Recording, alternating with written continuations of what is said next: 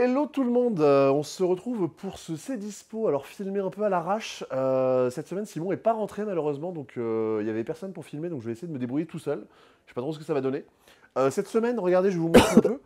Euh, Qu'est-ce qui se passe? Parce qu'il y a Magic, il y a le nouveau suspect, il y a le clan des loups. Il y a... Attendez, il y a un truc qui tombe là. Pourquoi ça tombe ça? Qu'est-ce qui... Simon?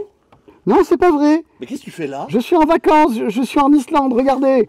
Je ne suis pas là. Mais qu'est-ce que tu fais derrière des molkis? Je En plus, c'est pas la Finlande, les molkis, quoi. Enfin, c'est pas l'Islande, c'est la Finlande. prenais peut-être des notes sur ce que vous faisiez pendant que j'étais en vacances. Et qu'est-ce que tu fais avec ta pomme? C'est pour ça. C'est pour me nourrir pendant la journée, pendant que je vous observe. Mais c'est un peu vicieux quand même. Attends, tu sais que le principe de patron incognito, c'est pas c'est pas ça, quoi. C'est de te Oui, diviser. mais la moustache, ça me va pas. Donc j'ai choisi la contorsion.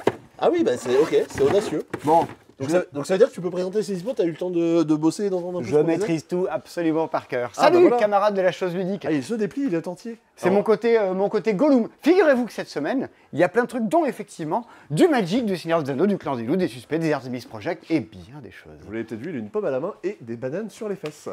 J'ai des bananes sur les fesses? Ouais, Ah oui, bon. bon. Hein, voilà. Tiens, regardez, il y a un jeu du cul Pride Edition qui est sorti. Voilà, Wow. c'est le jeu du cul avec des questions sur... Sur la fierté en général. Sur la fierté, exactement. Sur la LGBTQIA+, et sur les meufs. C'est le jeu spécial enterrement de vie de jeune fille. Mais ce n'était pas ça. Je voulais vous parler, c'est de ceci. Des cartes Magic. Pour vous, ça a l'air de rien, mais en fait, on n'en a jamais vendu historiquement au passe-temps, des cartes Magic. Et puis là, on s'est dit, vas-y, on y va. Certains diront que c'est parce qu'on aime l'argent. Alors, voici donc des cartes Magic du Seigneur des Anneaux. Il y a plein de trucs. Alors, pourquoi cette édition est plus particulière qu'une autre? Parce qu'il y a effectivement la fameuse carte légendaire dont vous avez vu rebattue partout sur les réseaux sociaux de l'anneau unique dans ces cartes-là, dont les boosters valent 45 €. Mais bon, c'est les boosters collector. Oui, Simon n'en revenait pas que c'était le booster de 15 cartes qui valait 45 €. Ouais, Et oui, ouais, Simon je- découvre Magic. je découvre ce monde. Hein, Non, mais j'ai joué au Magic quand j'étais gamin. Bon, je vous raconterai après. On s'en fout. Là-dedans, J'ai joué au Magic. T'as 68 ans là en disant ça. j'ai implémenté les Magic à Villefranche-de-Rouergue. C'est moi qui les fait se répandre. Bref, on s'en fout. Dans la version anglaise, il y a une carte dans le monde qui est la carte de l'anneau unique. Il n'y en a qu'une. Ça se trouve, elle est là. Hein. Peut-être. Hein. Venez les acheter. Franchement, alors venez les acheter. Tout a déjà été précommandé. Il nous en reste 10. Un truc comme ça. Ouais, environ. Voilà, on les garde pour la boutique. Ils ne sont pas achetables en ligne, c'est pour faire plaisir aux gens qui sont de Toulouse, vu que les 3 quarts ont été précommandés un petit peu ailleurs. Donc, vous pouvez nous faire des messages, vous dire hey, comment je fais? Ben, prenez vos pieds. Voilà. On essaie d'en garder un petit peu pour tout le monde et de faire l'équilibre des forces. Un peu comme dans Le Seigneur des Anneaux. Le Seigneur des Anneaux. Que la force soit avec ta pomme. Bon, je vais poser cette pomme. Et ça, c'est les mêmes, mais en français. Et du coup, il n'y a pas l'anneau unique Il dedans. n'y a pas. Mais il y a d'autres types d'anneaux. Parce que dans cela, il y a des cartes d'anneaux. Et un nouveau mécanisme qui est je suis teinté. C'est un nouvel mécanisme de déclenchement des cartes. Et plus vous êtes tenté par l'anneau, plus ça déclenche des pouvoirs spéciaux chez vous. Il y a Paul dedans. Paul Tenté? Paul Dano. Paul Dano. Je ne connais pas, mais je l'embrasse. C'est un acteur. Ah ben voilà, super. Ou un peu comme genre William Dafoe, sauf qu'ils ont Ouais. ni le même nom, ni le même prénom. Ouais, c'est ça. Il a joué le rôle de Steven Spielberg. Et Steven Spielberg a-t-il joué le rôle de Paul Dano? Peut-être bientôt, Bientôt. dans la suite. Vous le saurez en regardant Le Silence des Danos, dans lequel il ne s'exprimera pas à ce sujet. Des kits de démarrage, qui valent 20 balles. Pour jouer à deux, vous avez de quoi jouer à deux directement avec ça? Bingo. Des boosters. Des boosters de draft, soyons précis, qui valent 6 €. Des boosters d'extension, qui sont des boosters, mais pour moins faire du draft un peu initialement. Des jumpstart, vous achetez 2 boosters, vous les mélangez, vous avez un jeu qui est déjà prêt à jouer. C'est la magie. C'est la magie. Ici, on remarquera une absence de deck commander. Qui est Ah oui, on les voit bien. Regarde, il ils sont y là. en a 4, il y en a 1, 2, 3, 4, mais ils sont pas là. On va avoir un réassort là dans les jours qui viennent. Ouais. Donc, nous sommes actuellement jeudi soir, donc vous regardez cette vidéo sans doute un vendredi, sans doute un samedi. Sachez qu'à partir de lundi, mardi, ils sont déjà de retour. On va faire en sorte qu'ils soient précommandables Donc. sur notre site internet. Et donc, ouais, booster de draft 6 €, Ouais. extension 8 €, Tout à deck fait. commander 56 €, mais il y a des lots. En fait, si vous voulez avoir un bon équilibrage des choses, c'est-à-dire acheter tous les boosters du display d'un coup, et comme ça, il y a plus de chances de choper des rares et tout, parce que la rareté est équilibrée en fonction du display. Vous pouvez acheter des displays en entier, et grosso modo, vous économisez entre 8, 9 et 10 balles. Si vous prenez 6 € fois le nombre de boosters, ça fait 8 € ou 10 € de plus que ça. Donc il y a un intérêt économique à acheter tout d'un coup, et un intérêt de collection où vous êtes sûr de pouvoir récupérer un petit peu de tout, ma bonne dame. Bon, pour ce qui est de l'anonyque, c'est un peu particulier. Après, il y a aussi des gens qui achètent une display comme ça scellée Ouais. et qui la gardent scellée parce que potentiellement ça va se vendre plus cher plus tard. C'était un gros débat, hein, de dire ça là, est-ce qu'on les garde pas pour les vendre plus cher? Et moi, je ne veux pas que le passe-temps devienne une société spéculative. Après, il y en a 24 qui ont été achetés par Nico. Ah ouais? Peut-être, non. Oh bah la vache! Imagine. À 45 €? Oh, bon. Écoute, je te verse pas de salaire, je vous paierai en. Il y a des droits d'URSSAF là-dessus? Ouais, oui, c'est déclaré. En fait, on les revend dans la rue, juste derrière la boutique. Ça serait, en ce serait plutôt affreusement malin. En soum soum. Bon, donc voilà. On fait cela. Est-ce qu'on fera les autres? Ben, on verra. C'est une bonne question. En tout cas, sachez que vous pouvez choper tout ça au passe-temps à ce prix-là. Je vous laisse maintenant. On a du stock, tout va bien. Voilà, voilà. Et en août, Et en on août. aura également. Les Lorcana. Eh oui, Exactement. on continue les JCC un petit peu au moins pour celui-ci. Ben, c'est-à-dire qu'à partir du moment où on s'est dit, vas-y, on pourrait faire du Lorcana, il n'y avait plus de raison pour qu'on fasse pas trop les autres. Peut-être qu'un jour on fera des Pokémon, peut-être qu'un jour on fera d'autres trucs. Mais chaque chose en son temps. On a déjà bien de quoi faire avec les jeux de société parce que, regardez, ne serait-ce que par exemple cette semaine, un truc que nous sur la chaîne on avait pas mal défendu parce que je trouve ça vraiment très chouette. Un jeu comme Marvel United qui, typiquement, Marvel United, c'est un jeu coopératif dans lequel vous incarnez des personnages de Marvel qui luttent contre des grands méchants avec un petit système de jeu à base de cartes. J'aime à le comparer à un côté King of Tokyo, le jeu coopératif. Parce que Je vois ce que tu veux dire, ouais. c'est de la castagne, mais tu vas jouer ensemble et les règles sont très accessibles, très familiales. Et puis c'est des combinaisons de symboles, il y a vraiment cette sensation de je joue une carte et je vais m'appuyer sur la carte que la personne avant moi a joué, de vraiment on se soutient et on joue ensemble. C'est super élégant, tout ça reste très familial. Typiquement, on a un rayon dans lequel on met le jeu coopératif. On l'a pas mis dedans. Mais les coopératifs, ouais, en fait, Marvel United, au magasin, il est rangé ici. Et ici, c'est le rayon qui est juste après les jeux pour enfants, genre 2, 3, 4, 5, 6, 8, avec ma famille. Parce que c'est un super truc pour faire jouer à des gamins, typiquement. Et il y a des tas de jeux de société qui sont jouables par des enfants, mais pas qui vont pas leur parler spécifiquement. Tandis que les jeux qu'on met là, c'est pour appuyer, genre My Little Sight par exemple, c'est pour appuyer sur ce côté-là. Miller Zoo, c'est pour appuyer sur ce côté-là. Croix, c'est pour appuyer sur ce côté-là. Même si juste des adultes peuvent s'y éclater, même des enfants aussi, mais ça fait des très bonnes continuations. Donc, Marvel United se range rigoureusement là-dedans. Tu voulais dire quelque chose, À Sébastien? noter que il y a marqué quel âge sur la boîte de Marvel United. Ah non, ils ont mis 14 ans. Bah je pense que si c'est comme l'autre boîte, c'est 14 ans et plus. 14 ans, c'est des jeux américains, ils écrivent 14 ans dessus. Ouais. Bien. Mais Il y avait- jouable, comme Simon le disait, par les plus jeunes. Il y avait donc Marvel United et il est sorti, pouf, pouf, pouf, pouf, 4 extensions pour Marvel United. Des sorties qui arrivent après le Kickstarter et qui désormais sont dispo en français. Je crois que tu as mal prononcé 7 extensions. Non Que ça c'est la boîte de base, Ouais. et ça c'est les 7 extensions qui sont proposées. Alors, ouais, ça c'est les 4 extensions et ça, c'est les extensions X-Men.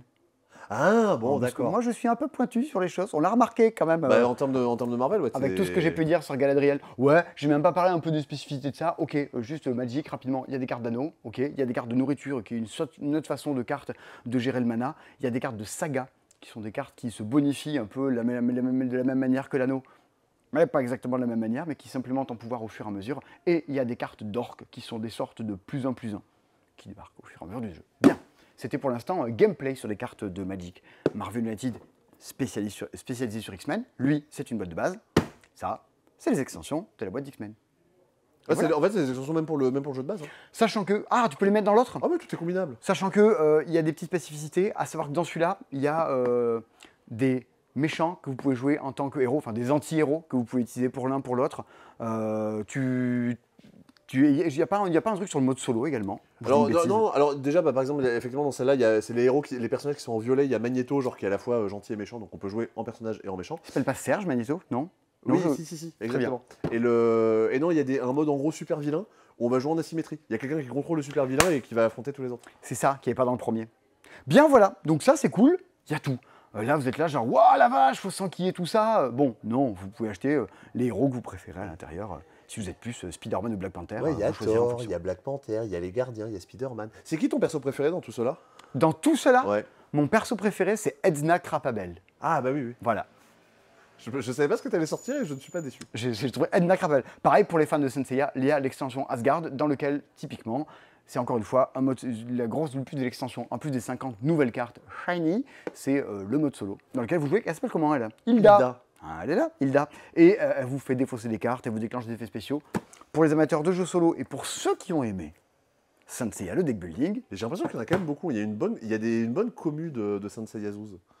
Très bien. Je ne les connais pas. Mais si j'en connais un. J'en connais une personne qui a bien aimé. Donc ça, c'est un peu le gros truc, la grosse sortie de la semaine des cartes Magic. Je vous en parle pas pendant des heures. Mais sinon, avec Sébastien, on se disait, putain, c'est quoi le banger de la semaine, quoi? C'est quoi le truc qui nous fait un peu envie? Et on se dit, ouais, ça, quand même, cette semaine, le niveau est plutôt cool. Final Fantasy... Ah non, pardon. Non, Diablo 6, non. Parce que, regardez le top des ventes la semaine dernière, Focus a toujours trusté le top des ventes. Yes. 2, Next Station Tokyo. 3, Mind Up. 4, Elawa. 5, Skijo. Les semaines précédentes, c'était Sink or Swim qui avait tout ravagé. Il revient, j'espère, tout début juillet. Donc, dans une semaine, jour pour jour, j'espère qu'on a de nouveau Sink or Swim. Et franchement, tous les gens qui y jouent m'envoient tous des messages pour dire Simon, c'est absolument ouf. Il y a plein de gens sur Discord, on voit vraiment le truc se propager. C'est des messages Twitter qui disaient je n'y croyais pas du tout. Et je pensais que ce serait un truc, et c'est beaucoup plus ravageur que ça. Je suis ravi que l'enthousiasme qu'on partage sur ce jeu soit partagé par vous. Les versions anglaises arrivent là, et je crois que ce sera le dernier arrivage de l'année, avant que Yellow fasse la traduction à un moment de l'année prochaine. Donc, ouais, jouer à ça, c'est vraiment, si vous avez une bande de potes à qui vous partez en vacances cet été, c'est le jeu de l'été. Mais sinon, pour ce qui est de cette semaine, ce qui nous semble être le truc qui décolle un peu du sol, c'est un numéro 3. Hey, waouh, c'est Suspect 3. Tadadam, Adèle et Neville Reporter. Ah, il n'y a plus Claire Harper. Ah ben non, elle était elle aussi en congé. Ou peut-être qu'elle est cachée derrière une boîte de Molky. Claire. Claire. Non, Ben Harper, non plus. Jason. Jason Harper. Non, c'est dans un jeu vidéo. Très bien. Eh bien, toujours un jeu de Guillaume Montiage. Mais, comme sur Unlock, il y a un auteur et il y a des scénaristes. Et Guillaume Montiage a participé sur le premier scénario, The Candy Love, qui est clairement un scénario hommage aux Beatles, au groupe des années 60. Tu l'avais pas? C'est pour ça que tu chantais ça tout à l'heure. Mais bien sûr. Parce qu'on se retrouve dans les années 60 avec 3 enquêtes. La première, The Candy Love, où vous suivez, vous enquêtez tout autour d'un groupe. Regardez-moi ces Beatles en version woke. Regardez. Ah mais, waouh. Attends, Attends, mais il y a des femmes dans le groupe? Ouais. Il y a trop... Y aurait-il pas trop de femmes dans le jeu de société, Simon? Il y aurait pas un peu trop de woman washing? Quelqu'un a dit, il y a un éditeur qui a dit qu'il n'y a pas longtemps, que a fait une vieille réflexion en mode dans le jury de l'As d'Or, il y a 3 gays, ça commence à se voir, machin, un vieux truc dégueulasse du genre. J'étais là genre, donc bon. Bah, on sait déjà que quelqu'un ne remportera pas l'As d'Or bientôt. Ah putain. Mais j'avais pas vu ça, je serais curieux qu'on en discute après d'avoir des noms. On peut pas le dire en vidéo, bien sûr. Vous n'en saurez rien, mais bon, comme quoi, vraiment, et encore il n'y a pas longtemps. Bref, du coup, les Beatles, on se trouve là-dedans. Alors, peut-être que vous dites, ok, j'ai fait le 1, j'ai fait le 2, il y a un 3e. Peut-être que vous n'avez fait ni le 1 ni le 2 de Suspect. Cette boîte-là, parce qu'on en discute pas mal avec Tony, qui est notre collègue là, que vous voyez de temps à autre en vidéo, tout ça, super Tony, il est arrivé chez lui hier soir avec sa pote, ils ont dit vas-y, on fait le premier. Ils ont kiffé, ils ont dit vas-y, on fait le deuxième. Ils ont trouvé ça trop bien, ils se sont dit bah allez, vas-y, on fait le troisième. Chaque scénario, qui n'est pas rejouable, c'est de l'enquête. 1 heure, 1h15 de discussion, de théorie, 3 niveaux différents. On est clairement sur le Unlock version jeu d'enquête, hein, avec des cartes à associer, des numéros, du matériel en plus, pas d'application dans celui-ci, des cartes de lieu, le fameux vinyle du concert du rooftop. Et le premier se passe donc dans une atmosphère un peu Beatles, le deuxième, ça se passe à Mysteria Lane. Est-ce que tu as la rêve de Mysteria Lane? Oh bah c'est Twin Peaks. Exactement, tout à Alors fait. je l'ai dit complètement au pif, et je me dis attends, au vu du nom, et vu que Tony est surkiffé, Ouais, ça évidemment. va être Twin Peaks. Donc c'est évidemment Desperate Housewives, qui est une ambiance vraiment de suburbs, avec les voisines horribles. Et de Sam, une ambiance terrible. Et pour qui aime un peu Desperate Housewives, c'est absolument délicieux. Le troisième a un côté un peu Tintin au Tibet, qui se passe en 1969. La difficulté est toujours plus progressive et après, c'est toujours une question de vécu, où tu te dis, tu fais des théories, est-ce que c'est la bonne ou pas, t'exultes à l'intérieur des retours que vous en faire Tony. Excellent. Et puis moi, Beatles, vas-y, je fonce, j'ai trop envie de le faire, quoi. Encore plus que celui sur Mysteria Lane, même si le premier est plutôt facile de réalisation. Et donc Guillaume Montiage a participé au premier. Quant aux autres, ils sont donc, c'est ce qu'on voit ici, avec des scénaristes. Fabien Clavel, qui a fait celui sur Mysteria Lane, et Guillaume Montiage, Sébastien Duverger-Nedelec et Paul Alter. Et la coloriste, c'est Albertine Ralenti. Voilà. Bon, on en sait plus sur Non, mais- tous les gens non, mais- derrière un jeu de société. Mais tu sais qui c'est? Ah non, pas du tout. Ah d'accord. Bah, si je dis pas de bêtises, c'est la compagne Ouais. d'Antoine Boza. Dans le monde du jeu, ça couche énormément. On sait, ah bon, on sait des trucs. Je crois. Mais elle est illustratrice ou autrice de Je ne livres, savais au pas. départ. On découvre des gens. Ah là là. Parce que Alors, si ça se trouve, je balance des énormes fake news. Auquel cas, désolé. voilà, on pourrait trouver dans le monde du jeu les compagnes et les compagnons, quels sont leurs jeux. Tu as Théo Rivière et Elodie Clément, tu vois, Ouais, on pourrait oui, trouver on pourrait faire un quiz là-dessus. Nico, et puis pouf. Et puis pouf, des gens. Ben alors, voilà, donc on nous explique un peu qui est derrière les jeux. On avait fait un épisode de Camarades il y a 15 jours, un truc comme ça, hein, non, il y a 15 Il y a jours, un il y a 2 mois, dans lequel on recevait Benoît Turpin et Jules Messot pour essayer de démêler l'épineuse question de qui sont derrière les jeux et qui est propriétaire du jeu. Entre les droits moraux, les droits patrimoniaux, tout ça. Au-delà de cette question super chiante, se cache le problème qui a opposé Bruno Faiduti et Greux Games de chez Artemis Odyssey. Pour ceux qui n'ont pas suivi l'espèce de tumulte qu'il y a eu il n'y a pas longtemps, Bruno Faiduti demande à Greux Games, Bruno Faiduti fait éditer son jeu par des Américains de chez Nexus Games. Bien. Nexus Games trouve quelqu'un qui dit ah, on veut faire le jeu en français, on s'appelle Greux Games. Très bien, faites le jeu en français. Bruno Faiduti, apprenant cela, dit je pourrais, s'il vous plaît, relire les règles du jeu en français, c'est mon jeu, et vérifier si les règles me conviennent ou pas. Ils ne se sont pas mis d'accord sur la manière exacte de monter ce truc, et le fin mot appartient à l'éditeur de cette chose-là. Et donc s'ensuit un débat de dire ouais, c'est pas bien, tout ça machin. Ça pose les questions de qui sont derrière les jeux, quelle est l'attitude, et de la différence entre ce que vous achetez, c'est un jeu totalement développé, avec un contrôle sur règle du jeu, ou est-ce que vous achetez un prototype, une idée que vous allez pouvoir finaliser derrière? Ça pose plein de questions. Cette semaine sort donc la refonte d'Ad Astra, un jeu que peut-être certains ont connu il y a des années, moi j'ai connu Ad Astra, qui se veut être un colon de Catane de l'espace, certainement plus moderne. Ça, c'est les colons de Catane de l'espace. Ta-ta-tin. Tu connais The Artemis Odyssey? Tu as lu la règle? Mais tout à fait, j'ai lu la règle, j'ai vu un peu à quoi ça ressemblait. Ok. Mais j'ai du mal à voir le côté Catane. Ah bon? Ah ouais? Oh mais t'es fou. Il n'y T'es a, fou, t'es fou. y a pas de dés, il n'y a pas de négociation. Non, ça ne se joue pas avec la même mécanique. Ce qui va être conservé de Catane, Oui, c'est la colonie et le développement.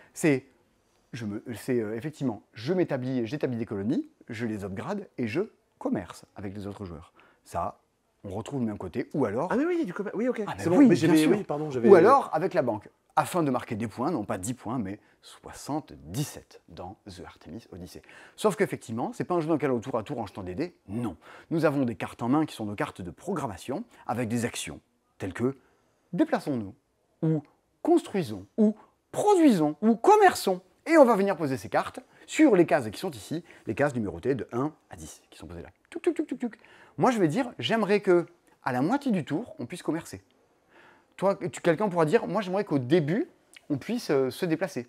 J'aimerais que là, on va poser des cartes d'ordre, puis le tour sera activé, sera résolu en appliquant toutes les actions qui sont posées là, qui vont s'appliquer à la personne qui a qui a joué la carte, et également à tout le monde autour de la table. Ton but est de programmer quelque chose qui t'arrange toi et qui n'arrange pas les autres.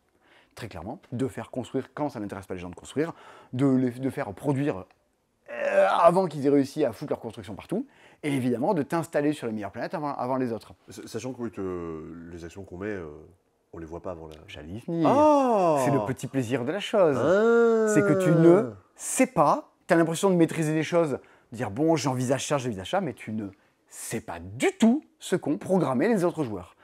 C'est aussi un énorme jeu de guessing. Bruno Faiduti n'est pas le seul auteur derrière. Serge Lager, à qui on doit Nid avec lire, dans les jeux qui sont ici, et bien d'autres trucs qui, moi, sont un peu la base de ma culture ludique. J'ai commencé à jouer avec... je suis à table ronde, Mister Abby. J'ai commencé avec beaucoup de jeux de Serge Lager, donc Ad Astra, je me suis jeté dessus à l'époque, et c'est quand même assez amusant cette histoire. Le gang des tractions avant, bien sûr.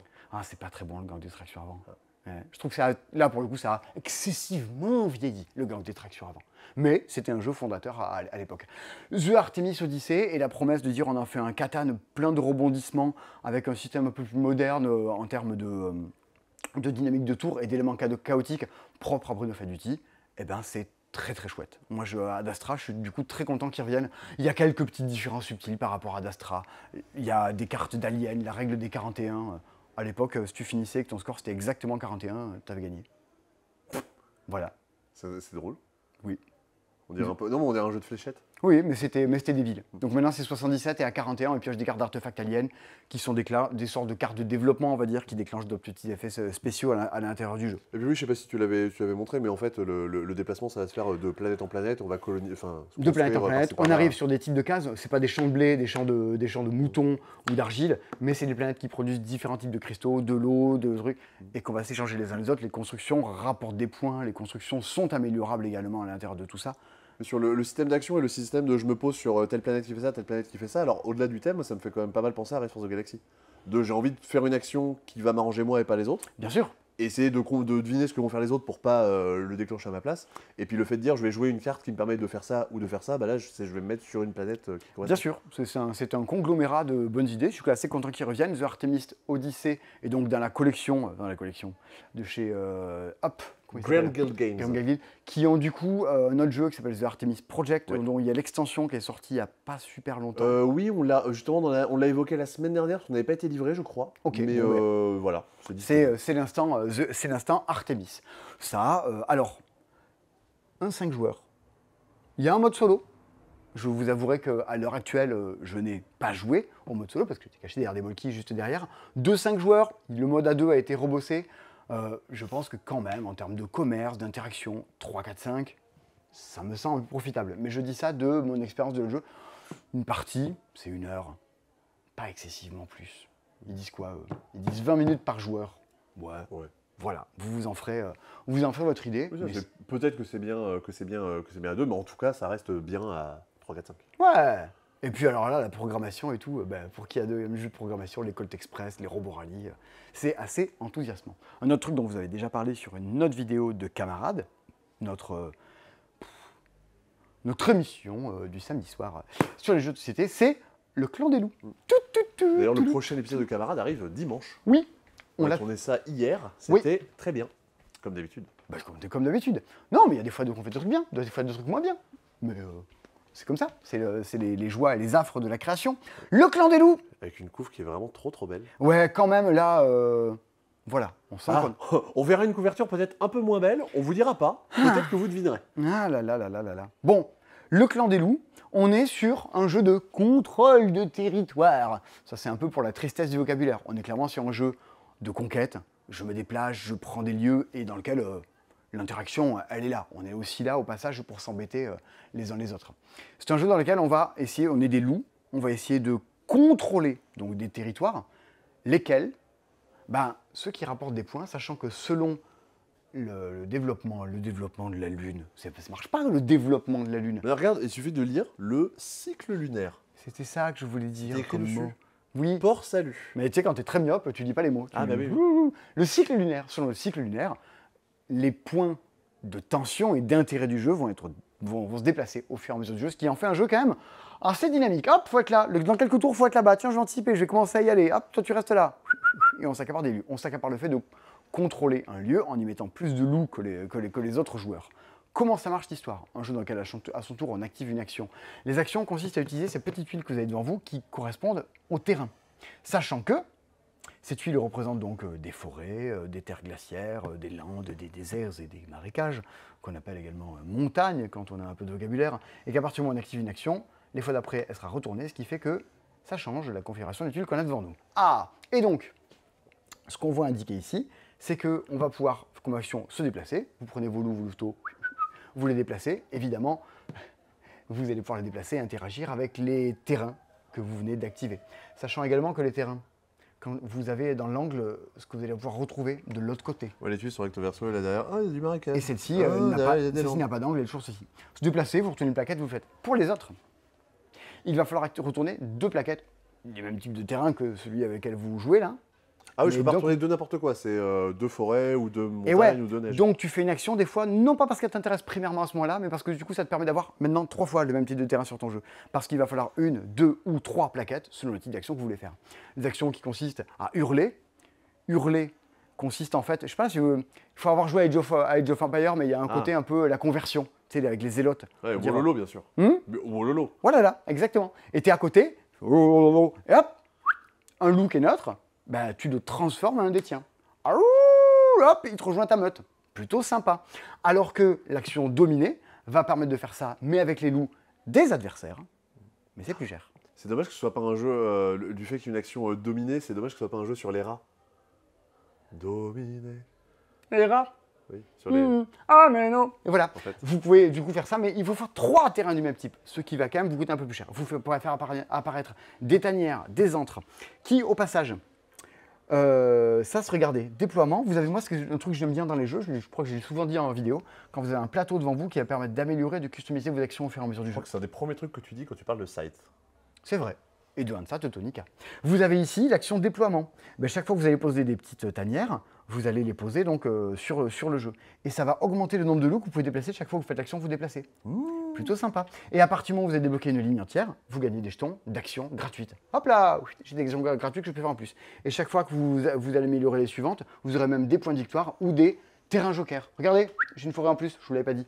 Donc, ça peut valoir le coup de développer complètement son jeu pour plus se déplacer et pour gagner des bonifications au fur et à mesure.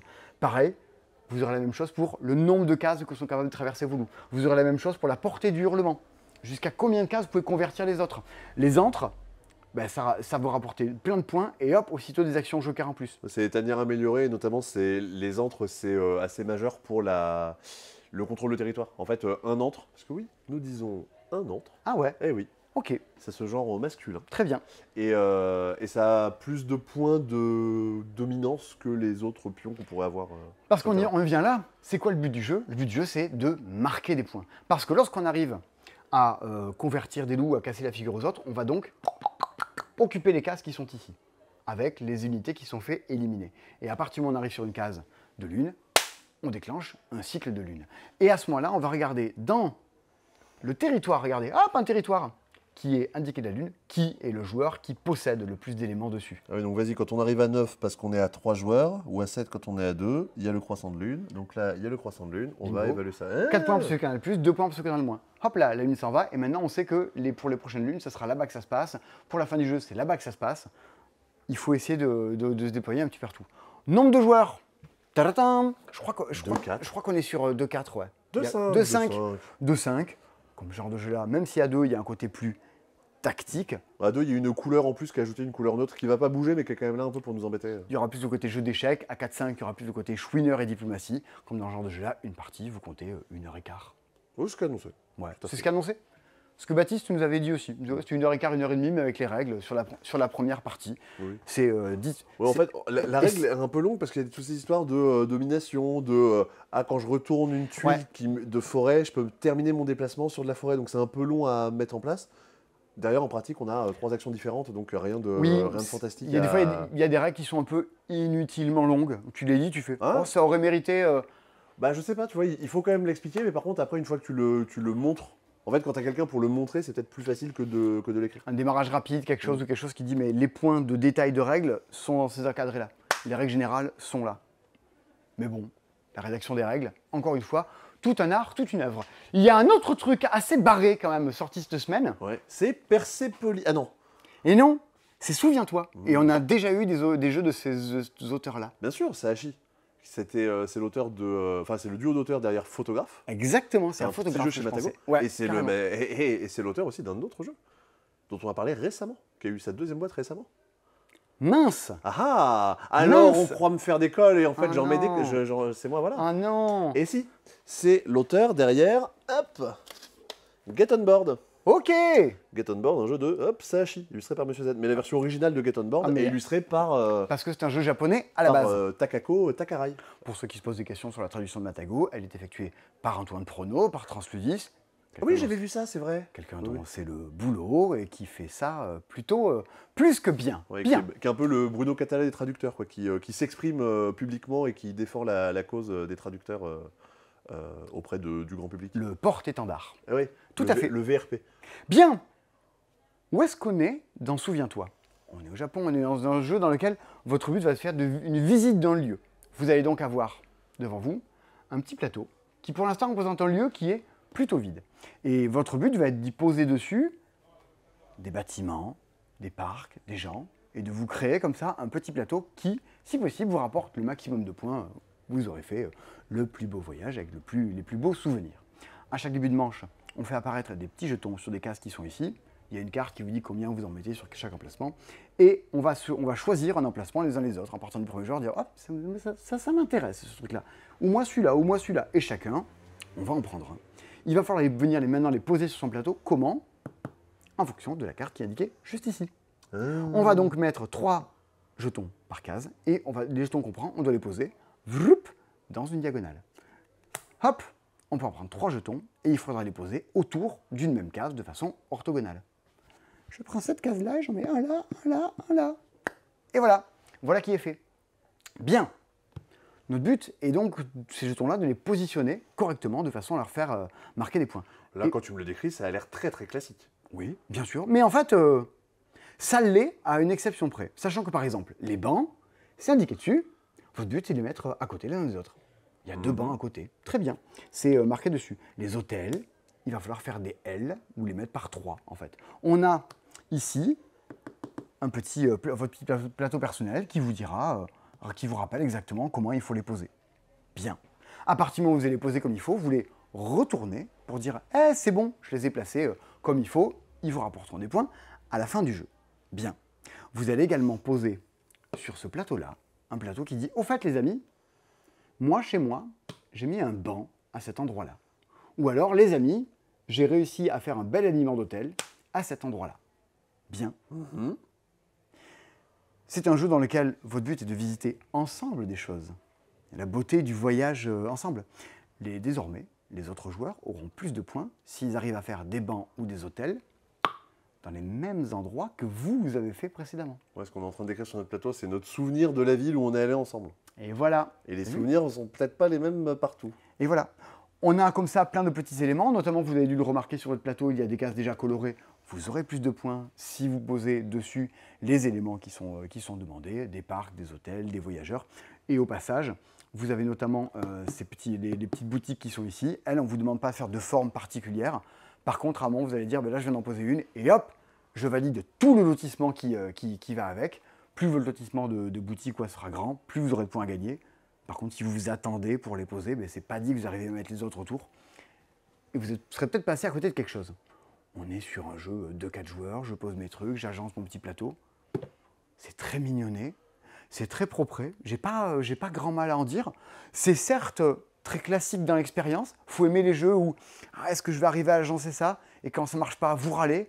Quand vous arrivez à agencer les trucs, à faire des coups d'éclat, vous êtes un peu content. Et puis, ça a le charme de la proposition graphique. Ouais, c'est extrêmement kiki cette couverture. Et du thème très très joli. Et du thème un peu intriguant du voyage en commun, quoi. Ouais. Et ce thème, cette espèce de dichotomie entre notre plateau personnel et un plateau central, on verra ça normalement plus tard dans l'année, dans un jeu prénommé Maps of Mystera. Un jeu de 3 auteurs dont on parlera un jour. Oh oui, on va en parler de jeux dans ce C'est Dispo tout au fur et à mesure de l'année. Dans les trucs aussi qui sont revenus en stock de chez Matago, Kites est de nouveau dispo. Oui. C'était en rupture de stock depuis un petit bout de temps. C'est le 8e C'est Dispo où on parle de Kites, je pense. C'est possible. De chez Greux Games, Dany est de retour. Ouais, Ils l'ont. Un de leurs premiers jeux, un de leurs premiers jeux, non? C'est pas leur premier. Non, c'est pas leur premier. Leur premier, c'était peut-être genre Octorage et. Non, Octorage, c'est arrivé après. C'est arrivé après? Peut-être Dany le premier. Peut-être Dany.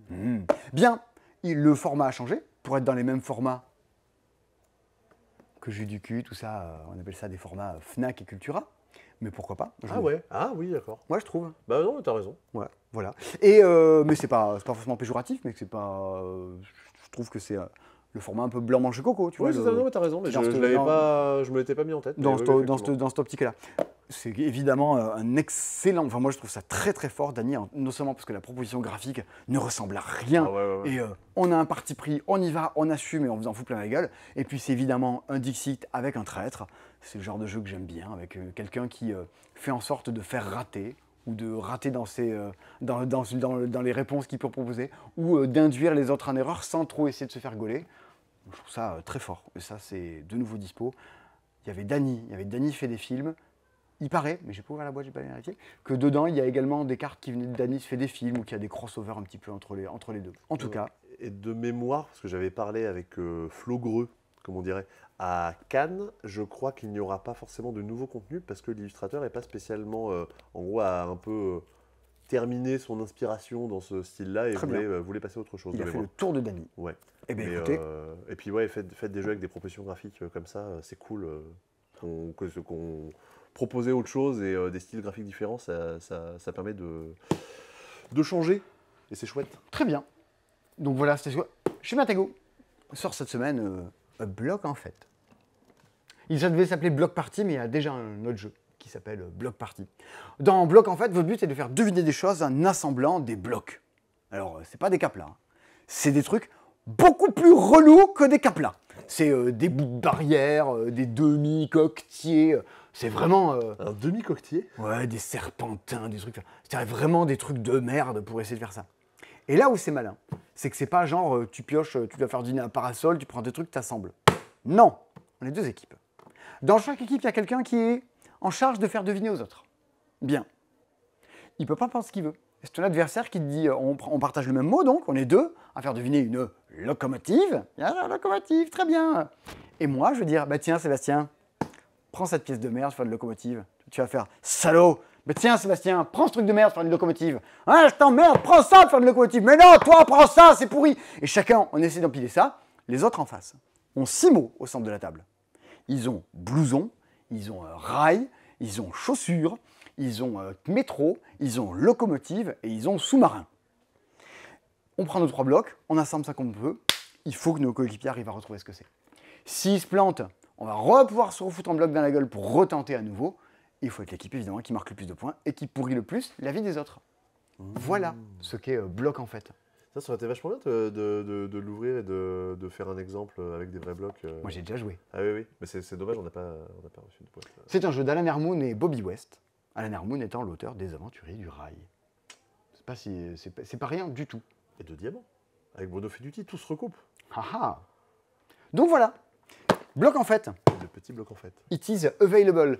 Si vous aimez les jeux d'apéro, là on peut pas le dire autrement, Débat nul. Il y avait déjà un autre jeu qui s'appelait Débat débile qui était sorti. C'est clairement un lanceur de discussion, Débat nul, où vous tirez des cartes avec des débats plutôt nuls. Tu préférerais pouvoir voler ou être invisible? C'est un débat. Et est-ce qu'on peut parler pour ou contre la coriandre? Et tu vois, on pourrait en discuter entre nous. Bah oui, oui, oui. Oh Voilà. là là. C'est les débats nuls, c'est pas très clivant, hein, mais... Alors, fallait-il dissoudre les soulèvements de la Terre, tu vois, par exemple?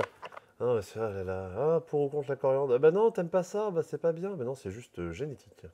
Tu as envie d'aimer Ah ouais, j'ai- des débats nuls. Non, j'ai l'impression d'avoir ouvert Facebook et d'avoir scrollé et de dire ah dis donc la raclette, tu la préfères l'été ou l'hiver? Voilà, Ah là là. un jeu qui vous évitera d'avoir à scroller sur Facebook. Dans la collection Ah. fabuleuse des Ma Première Aventure, Ça c'est bien. vous en avez rebattu les oreilles 548 fois, donc on va éviter de trop vous embêter avec. Il y a un nouvel opus, la Bibliothèque Infinie. Qui est tellement beau. Eh oui, c'est pas mal.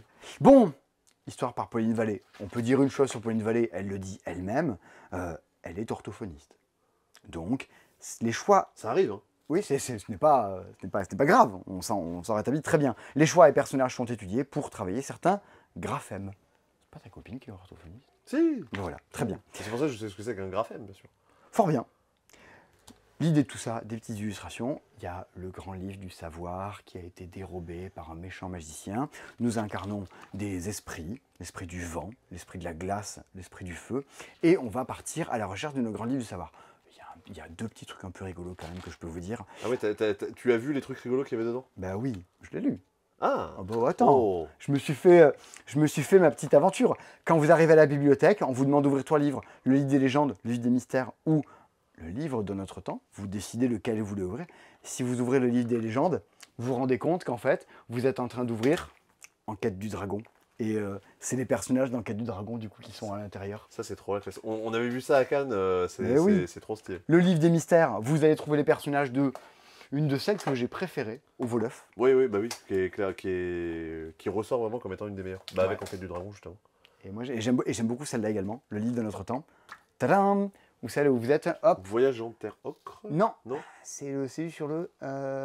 que je vois pas là. Bien, bon, Ah. ben, on les a pas tous ici. On reparlera en rayon alerte. Et s'il y a un autre truc, il y a un moment, si vous avez récupéré la clé qui vous tourne boule, vous avez le droit de retourner le livre et vous avez accès à cette page qui sinon, le monde se tourne et te voilà face à une ouverte porte. Bon, voilà.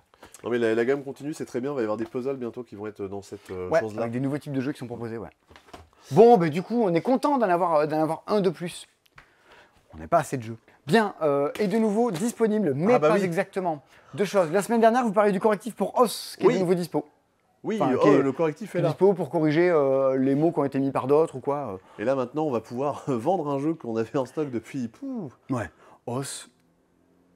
Je trouve que les gens ont un peu gueulé pour rien, pour OS, parce que c'était vraiment des synonymes et que c'était... Vraiment, fallait le savoir, que sinon c'est pas... Alors que sur Land of Galdir, là pour le coup c'est plus problématique. Donc il y a des kits désormais de correction qui sont sortis. Ça y est, le jeu est entièrement jouable. Pour ceux qui se demandaient ce qu'est Land of Galdir, c'est clairement une sorte de 7ème continent, Sleeping Gods, dans un mode très kiki, avec des petits animaux de partout.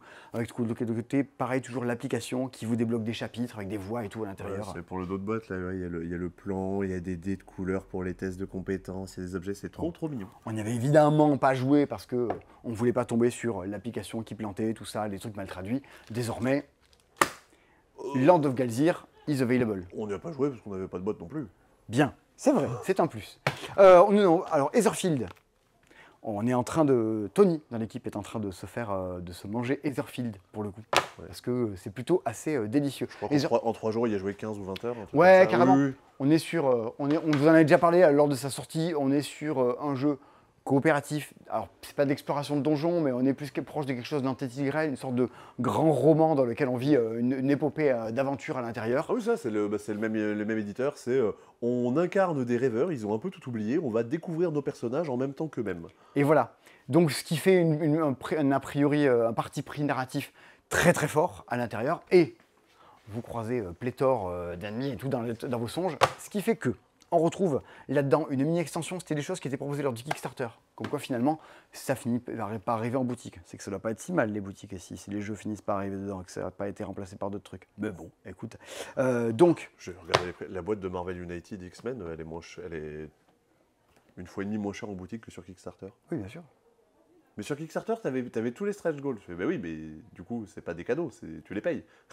On sent que le fait de se regrouper pour faire plus d'achats d'un coup et faire payer les frais de port à pas chacun individuellement, ça peut avoir un intérêt. Hein. Ouais. Mais bon, après, écoute, ainsi soit-il. Les avantages et inconvénients. Nouvelle campagne. Oui, sachant que je crois que c'est je sais plus sur laquelle des campagnes, mais déjà, je crois qu'il y a 50 heures de jeu dans le jeu de base. Et il y a une campagne où au dos, c'est écrit 50 heures de plus. Oui, alors c'est celle-ci et l'autre, c'est moitié moins. Oui, voilà, plus de 50 heures de jeu. C'est bon, ouais, d'accord. Mais sur Tentel Grail, c'est déjà délirant. Les campagnes qui étaient proposées additionnellement, notamment le Crâne Rouge, étaient infiniment plus riches en contenu à l'intérieur. La mort rouge. La mort rouge. Je dis le Crâne Rouge ? Oui. Jeu du cul, j'en ai parlé. Ça, j'en ai parlé. Ça, j'en ai parlé. Est-ce que Sébastien, tu vois d'autres choses dont on n'avait pas parlé ? Ah bah oui. Ah oui ? Ah bah oui. Ah bah oui. C'est pas exposé, mais il y a des choses dont on n'a pas parlé. Oh, chaque semaine, on oublie des trucs, c'est parce que je passe devant et que je n'en parle pas. 7 matchs. Nous, on est malins. Juste après Roland Garros, on référence des jeux sur le tennis. Tu vois, pas au même moment. Vous retrouverez en septembre un super jeu sur le Tour de France. Et figurez-vous que ce petit jeu sur le Père Noël arrivera fin janvier. Bien, 7 matchs, c'est ce qui... Moi, mon jeu de prédilection préféré de la vie de Pichenette, c'est le Croquignol. Bien sûr. Et c'est sans doute, après le Croquignol, peut-être Pitchcar, mais c'est un peu plus clivant, le meilleur jeu de Pichenette disponible sur le marché actuellement, c'est sans doute 7 matchs. C'est vraiment le jeu d'apéro total, où avant ça jouait sur un petit plateau cartonné. Là, vous avez des beaux tapis néoprène, un peu comme de très beaux tapis néoprène du passe-temps, et vous allez vous faire des coups de Pichenette et vous envoyer des balles de tennis à la figure les uns les autres, qui sont des petits palets qui glissent dessus. Ça coûte 50 balles. Si vous voulez jouer un truc le soir en mode vas-y, on se tire la bourre, on fait des matchs et des revanches, c'est top. C'est très très bien. Ouais, pour faire des tournois, pour tout ça. C'est le jeu. Et en plus, tu compares à Pitchcar, mais mine de rien, le fait de mettre un thème tennis, ça fait que c'est peut-être plus parlant pour les gens. Ce que je dis toujours, par exemple, quand je présente Hit en boutique, c'est de dire, voilà. En fait, le jeu est peut-être compliqué, Mais tu dis que c'est une course de voiture, bah t'as déjà dit le but du jeu, t'as pas besoin de l'expliquer. C'est ça. derrière. C'est-à-dire que moi, tu me mets le thème du tennis, tu es genre, oh putain, le tennis ou quoi. Et en fait, c'est ma pote Natacha, qui est une de mes meilleures potes avec qui on joue à tout depuis des années, hors les invasions, ce que tu veux, qui m'a dit, et même Thomas me le disait très souvent, mais lui, plus côté sportif, me dire, non mais ça c'est fabuleux. Je me dis, Natacha, la dernière fois que tu as fait du sport, tu étais en quatrième, parce que tu avais été forcé, tu n'avais pas de dispense, quoi. Ah ouais, non mais ça c'est fabuleux. Et effectivement, c'est trop chouette, quoi. Donc, avantage, inconvénient, moins c'est un repoussoir. Mais effectivement, quand tu veux faciliter la compréhension des règles pour quelqu'un, tu connais déjà le tennis, même si tu n'aimes pas, tu gagnes du temps. Qui est revenu Bruxelles, 1897. Ce qui est marrant, c'est que avant de préparer ces dispos, oui. je me suis replongé dans les vidéos des meilleurs jeux dans lesquels on en parlait avec Baptiste et Rachel. Je crois que c'était en 2019. Et ça ne nous rajeunit pas. Ou 2020, je sais plus. Ouais, je parie ça. On est sur un jeu de cartes qui est tiré de Bruxelles 1893, qui était un jeu de plateau de gestion. C'était pas un Pearl Game. Si, c'est justement ce que je veux dire, c'était de chez Pearl Games. Geek oui. Attitude Game. Non, l'autre, Bruxelles 1893, C'était Pearl Game, c'est pour ça, parce que Oui. moi, ça m'avait vraiment fait inutilement fumer le cerveau. Le jeu de cartes est top. On est vraiment sur les descendants. On est sur ce qu'on peut dire. Souvent, les gens disent, oh, on va jouer à deux. On aime bien les jeux de plateau, mais on veut un truc qui ait cette ampleur-là, sans pour autant avoir à se cogner une mise en place juste sur un petit jeu de cartes. Il y a plein de jeux qui peuvent répondre à ça. Les bâtisseurs a très souvent été une bonne proposition pour ça. Age of Civilization est plutôt une assez bonne proposition de ce genre-là. Le bâtisseur, c'est quand même un cran en dessous d'Age of Civilization en termes de Bien complexité. sûr, Ah oui. bien sûr. Entendons-nous. Bruxelles, Fantasy Realms, tout ça, voilà. On est sur je veux un truc assez riche, petit format facile à installer. Bruxelles, on est là-dedans. Alors, pour situer, parce qu'on n'est pas exposé, et puis parce que franchement, rééditer ça des années après pour nous cogner le même dos de boîte où on voit rien dessus, je comprends pas. Le top 8 des pires dos de boîte de la boutique. Une vidéo, une vidéo qui arrivera peut-être un jour. Ouais, alors ça pourrait être dans le top, quoique encore ça va à peu près. Top 8 des pires dos de boîte de la boutique. Ah, moi j'en ai 2-3 en tête. Il y a Shadowhunter. Shadowhunter, qui est là-haut, ouais. Pouah, Oui, c'est vrai, Shadowhunter. Shadowhunter, c'est une catastrophe. Il n'y a rien qui va, quoi. Il y a Parade. Parade. Shoten Toten. Qu'est-ce qu'il a, Shoten Toten? Shoten Toten, tu vois rien du tout. Putain, vous regardez un C-Dispo, d'un coup, il y a un top 10 dedans. Oh, tu vois des cartes avec des couverts de numéros. C'est ça, en fait, tu n'as pas la disposition du centre de la table, c'est dommage. Parce que ce serait encore plus facile à expliquer. C'est vrai que moi, quand j'explique les jeux, je les mime. Et en fait, quand j'explique Shoten Toten aux gens, je fais ça. Tuk. Tu sais, entre nous, il y a 9 cartes et on va jouer des cartes de part et d'autre. Ouais. Et ça se comprend. Moi, j'ai arrêté de faire des mimes parce qu'à chaque fois que je mimais, ah oui, vous jouez des cartes, j'avais l'impression de faire de la air batterie. Et au bout d'un moment, ça m'arrêtait, ça me faisait marrer. Enfin, j'arrêtais de parler parce que tu passes pour un con. Note que moi, quand j'explique, les gens se marrent. Et sans doute, il y a un côté, ils se foutent un peu de ma gueule. Mais j'offre ça de bon cœur. On pourrait faire un jour aussi le top des meilleurs bruitages de Simon quand il explique des jeux. Oh là là, ça c'est un truc que les gens, vu que j'explique pas tellement le jeu en vidéo, les gens ne participent pas à ça. Mais quand j'explique un jeu, c'est Disneyland, quoi. On est en train de manger à l'étage, on l'entend, on fait « Ah, tiens, Simon explique un jeu. » Ouais, c'est terrible. J'ai une idée de jeu pour le prochain camarade. Tu bruites un jeu, ouais. Et tu bruites une explication, on doit deviner de quel jeu tu bruites. Ah punaise, ça serait bien. J'en parle à Baptiste très bientôt. Ok, c'est pas mal. Du coup, on raccroche les wagons sur Bruxelles avec son dos de boîte qui va pas trop. On est au centre de la table sur un petit carré de cartes de 3 par 4, 3 par 3. Ça dépend si tu joues à 2 ou plus. C'est pour ça que dans mon cerveau, je vais les 2 images mentales. Des cartes sur lesquelles il y a des ressources, des objets, des personnages. Et vous avez de l'argent en main. Chaque fois que vous voulez récupérer une carte au milieu, vous devez laisser votre argent et prendre la carte qui était à la place. Et donc, dans cette grille constituée de ressources et tout ça, tu vois, je fais des bruits. Au fur et à mesure, on va venir changer ces cartes-là. Sachant que, à la fin de la manche, une fois que chacun a récupéré ce qui l'intéresse et a dépensé son argent, on va regarder dans chaque colonne qui a dépensé le plus de thunes et il y a un bonus à récupérer en bas de la colonne. Donc des fois, vous vous dites, cet objet, j'en ai peut-être rien à foutre, mais si je mets plus d'argent pour acheter cet objet, j'aurai plus d'argent et hop, je gagne le bonus qui est en bas de la colonne. Il y a aussi un petit système, et c'est un peu un des trucs rigolos du jeu, d'emprisonnement, parce qu'il y a des actions gratuites. Trop bien. Elles sont gratuites, les actions, je les veux. Mais par contre, l'argent que vous mettez dedans, bram, qui représente grosso modo des entrepreneurs, part en tôle. Et donc, c'est de l'argent que vous n'avez plus les tours d'après. En fait, tu as un peu une dette, quoi. Sachant qu'également, le jeu dure plusieurs manches. À la dernière manche du jeu, qui est la 3e, les bonus qui est à récupérer en bas des colonnes ne sont pas des petits bonus, c'est du scoring de fin de partie. Donc, si tu n'arrives pas à la dernière manche avec toutes tes cartes, tu vas chialer parce que tes scoring et tout de « Ah, est-ce que tu as fait tes bâtiments? Est-ce que tu as fait des collections d'objets ?» T'as pas de quoi assez de cartes à y mettre pour des sous, mais tu les auras pas. Donc, on est sur construction, collection, gestion un peu de la main, comment tu t'embêtes, et puis les uns les autres, où est-ce qu'on se place. Parce que vous avez vu, je vous ai expliqué, il y a ce principe de colonne, mais également, si 4 joueurs mettent des cartes à côté, genre touk, 4 cartes, Bon, ça, regarde. je fais Qui comme est majoritaire ça, là-dessus? Ouais, c'est Ça quoi? fait- C'est le quart de cœur dans Zelda? ouais, exactement. Ça fait une sorte de blason et on regarde qui est le plus présent autour des blasons, ça va marquer des points. Donc il y a plein de petits points de tension tout en restant du je mets une carte au centre de la table et je récupère ce qu'il y avait là avant. C'est assez malin, c'est beaucoup de choses avec le peu, comment dire, le peu de complexité que demande l'action. Pose tes sous et prends la carte qui était là avant. Et il y a plein de choses à penser derrière. Parce que pour être Targi, ce genre de choses, la mécanique des colonnes, ça me fait penser à. Je retrouve plus le nom du jeu. Fédération. Voilà. T'as un peu ce côté-là de je me suis placé dans la colonne, je me suis plus placé, j'ai des bonus. Ce qu'on appelle les jeux de majorité dans le monde du jeu. On a compris l'idée. Mais ça, c'est assez malin, 2-4 joueurs, sachant qu'à 2, c'est plus contrôlable. À 4, wow, comme c'est la guerre, c'est fou. Non mais je le connaissais pas du tout, ça a l'air bien, Eh ben, c'est bien. de 2 à 4 quoi, c'est pas... Non mais vraiment. Je pense qu'il prend vraiment une place de jeu complexe en petite boîte à pas cher qui marche bien de 2 à 4. Ouais. Mais ça va être compliqué à défendre en boutique ça. Mais bon, Ah bah oui, écoute, bah, avec la boîte que ça peut avoir. Mais les gens que ça intéresse sauront que ça existe. Dans la collection des jeux à cocher de chez Schmitt, on aime bien Tréfuté machin, Tréfuté 4, mais on aime bien également Donnant. Pendant un bout de temps, on ne l'avait pas eu, donc on l'a référencé de nouveau. Donnant, c'est le jeu à cocher dans lequel tu constitues ta propre grille au fur et à mesure, parce que tu vas acheter des cartes sur lesquelles il y a tes grilles. Ce que fait aussi bien Super Mega Lucky Box, mais là tu vas les choisir et elles ont entre elles plein de façons différentes de fonctionner. Ceux qui ont joué à Tréfuté, ça leur parlera sans doute. On a désormais des tout petits jeux d'échecs magnétiques qui valent 13 €. Tu déplies, c'est magnétique, il y a tes pions dedans, et surtout c'est dans... Ouais, un petit portefeuille. Ouais, c'est aussi large qu'une Switch, quoi. D'une Switch, donc plus petit. Et on vous en parlait tout à l'heure sans vous en parler. Attention, attends, alors, préparez-vous.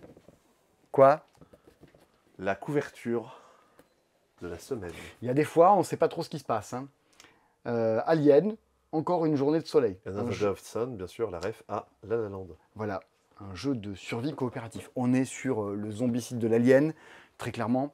Figurine à monter, exploration de plateau, coopérative, des missions, principe de bruit qui fait apparaître des aliens ou quoi à l'intérieur. Des lignes de vue. Et ouais, exactement, des lignes de vue de gestion d'un moment. C'est Gale Force 9 qui font ça, qui est les gens qui avaient réédité il n'y a pas longtemps, non pas Dune Imperium, mais Dune, le bon vieux Dune de l'époque.